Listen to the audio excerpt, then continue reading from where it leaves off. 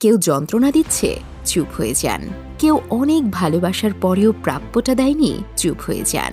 কোনো মানুষ আপনাকে অপমান করেছে, চুপ হয়ে যান। কেউ ঠকিয়ে গেছে, চুপ হয়ে যান। কেউ আপনাকে নিয়ে তুমুল মিথ্যে দোষারোপ করছে, চুপ হয়ে যান। কেউ বিশ্বাসঘাতকতা করেছে, চুপ হয়ে যান।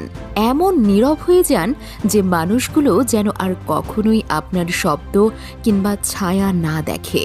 মৃত হয়ে যান তাদের কাছে। প্রতিজ্ঞা করুন, আর কখনোই ঘুরে তাকাবেন না। শুধু এই প্রতিজ্ঞাটা করতে পারলে আপনি কষ্ট পাবেন না। এই যে নীরবতা আপনাকে দম বন্ধ করা আর্তনাদ দেবে, কিন্তু অপরপক্ষকে দেবে আফসোস। আসলে আমরা হারাবার ভয়ে শব্দ দিয়ে প্রতিবাদ করি, কিন্তু আপনি কি জানেন যে মানুষগুলো আপনাকে মানুষ বলে মূল্যায়ন করেনি, আপনাকে দম বন্ধ কান্নার অনুভূতি দিয়েছে, তারা আপনার কেউ না। শব্দ দিয়ে, কান্না দিয়ে, দুনিয়ার সমস্ত মূল্যবান সময় দিলেও